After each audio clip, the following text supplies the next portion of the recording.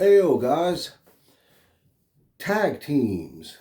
Really fun if it's two chicks. Not so much fun if it's two guys. Unless it's two guys wrestling two other guys. The fuck I just say? Alright, y'all. Here's my 6-pack of my favorite tag teams. Number 6. Tully Blanchard and Arn Anderson. Tully Blanchard and Arn Anderson were two of the original members of the Four Horsemen.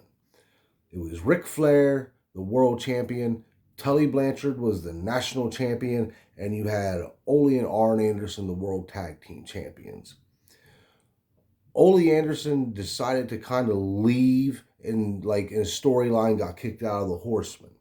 So, in mid 1987, Blanchard was put with Arn Anderson, and they became a tag team. And within just a few weeks, they were already considered one of the best tag teams working. They just knew it. They had it together, and they were like, watching those two was like watching precision fucking clockwork, man. Like, they knew how to work a body part. They would focus on one body part just like the Andersons would. And they cut off the ring. They cut off the middle of the ring.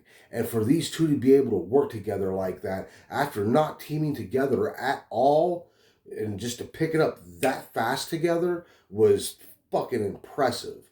Whether it was them with the Horsemen, or whether after that they moved to WWF as a tag team and was managed by Bobby Heenan as the Brainbusters. Their matches there with like the Rockers and the Hearts and Demolition. Those are all just phenomenal fucking matches, man. So yeah, Tully Blanchard, Arn Anderson, my number 6 tag team.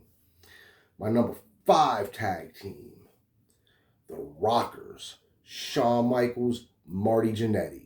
Gorilla Monsoon used to call them tag team specialists, man. The way they moved, like just the speed and the high flying and the synchronized moves together, man. The Rockers were cool. And they were probably the greatest tag team to never win the WWF Tag Team Championships. Or didn't they?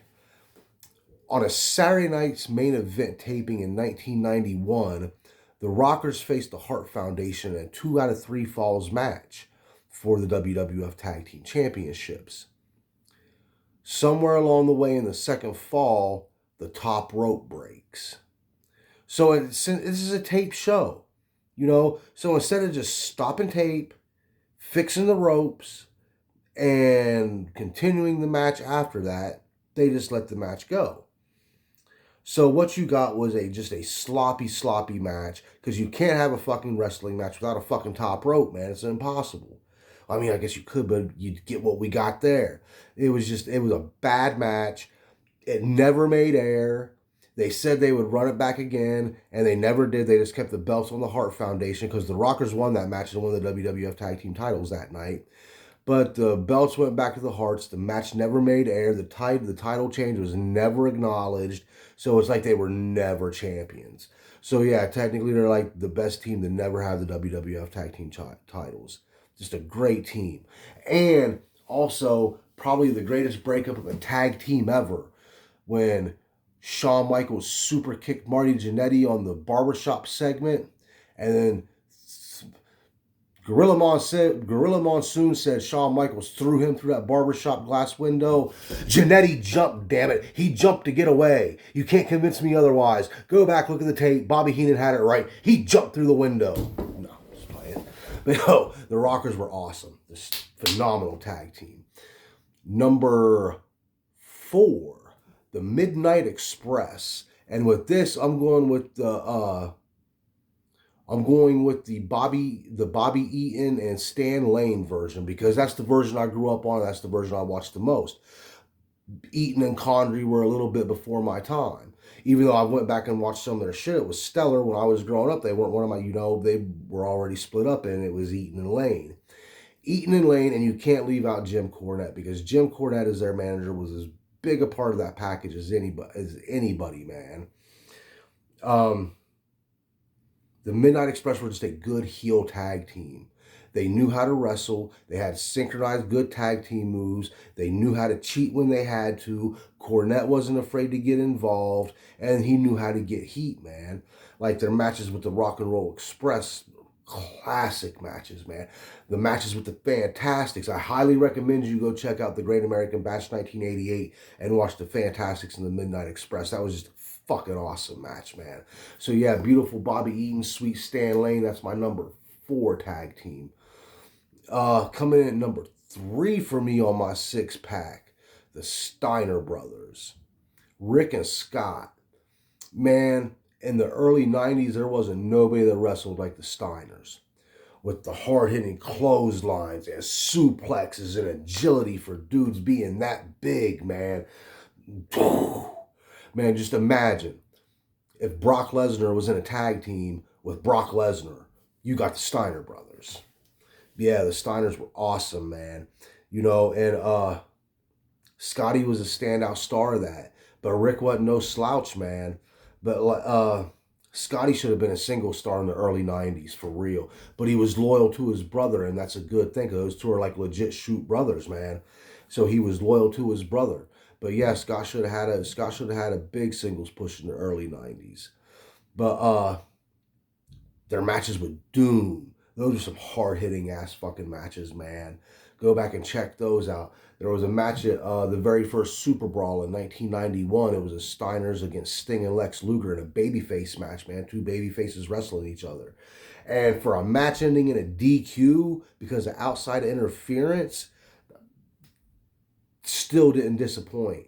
That might be one of the most satisfying DQ matches I've ever seen in my life, for real. But that's a really good match to check out. When they went to the WWF, they had some really good matches against Mike Rotundo and Ted DiBiase, Money Inc. Yeah, the Steiners are awesome, for real. Yeah, number 3. My number 2 favorite tag team ever, the Hart Foundation, man. Jim the Anvil Neidhart and Bret the Hitman Hart. These two were the best wrestling tag team in the WWF for a very long time, when that federation was just steeped in fucking gimmicks. The Hart Foundation just went out there and wrestled, and their gimmick was they wore pink, you know, and they had a manager on the outside with a megaphone.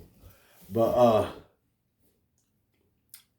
man, you go back to when they first came in, you had that Stampede invasion in 1985 in the WWF when Vince McMahon bought out Bret's father, his Stu Hart, bought out his promotion in Calgary, Canada. The Stampede Wrestling promotion was called Stampede Wrestling. And then you had, when Vince bought it, you had Dynamite Kid, Davey Boy Smith, the British Bulldogs come in. It took a minute for them to team up Neidhart and Bret Hart, because they tried Bret Hart as a singles. You know, he wasn't getting over. He was kind of bottom of the card, not even mid-card, bottom of the card. And I don't know what they were doing with the Anvil. But they came up with the idea. Bret Hart was like, look, if you guys aren't going to do anything with me, just put me with the Anvil. We'll be a tag team. We'll see if we can get over. Put them together, man. And the matches they have with the British Bulldogs are like some of the best tag team matches you'll ever see in your life, man. Go back and look those up. And like the mid to late stages of 1985, there was one from Madison Square Garden. It's on the first Bret Hart DVD that I got on the shelf over here, and it's just a great match. They had good matches with the Killer Bees, matches against the Rougeaus, the Brain Busters, Demolition. I mean, the Hart Foundation was just a phenomenal fucking tag team, man.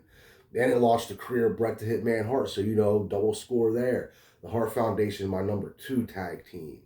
My favorite tag team of all time, the Hollywood Blondes, Steve Austin and Brian Pillman, man. Before he was Stone Cold Steve Austin, he was a young, blonde-haired lad named Stunning Steve. Stunning Steve Austin, Flying Brian Pillman. If you take these two guys together individually, they might be two of the most impactful singles wrestlers ever. And yeah, I'm saying Brian Pillman was a very impactful singles wrestler, man. If you look at Brian Pillman from when he first came in as the smiling, curly-haired, white meat baby face to just completely losing his fucking mind and never knowing what that dude was going to do next was one of the coolest transformations of a character you'll ever see in wrestling, man. And for Steve Austin to be Stunning Steve and to be fired by FedEx by Eric Bischoff in WCW to go on to become the biggest star in the history of wrestling. But man, if you go back to like the early 90s and you watch these two work together as a tag team, it's my favorite tag team ever, man. Just the swagger of them and the cockiness and the way they work together, man. You had Austin as the wrestling brawler that could just get a motherfucker on the ground and brawl with them. And you had Pillman as the high flyer. Man, it was a perfect combination of things, man. The Hollywood Blondes, without a doubt, are my favorite tag team ever, man. Just, yo, go back and watch some Hollywood Blondes if you get a chance and you'll see what I mean. All right, it's a short video tonight, guys. I got some stuff I got to do tonight, man. But yo, that's my 6-pack of tag teams. What's your 6-pack of tag teams? Hit me up in the comments. Let me know. Hit that goddamn button for real. Smack that like button. Damn. Come on, y'all. Y'all watching, but y'all ain't just hitting that damn button. Help a brother out. You know, comment, like, subscribe, do all that shit, man. But until then, I'll see y'all later, man. Have a good one.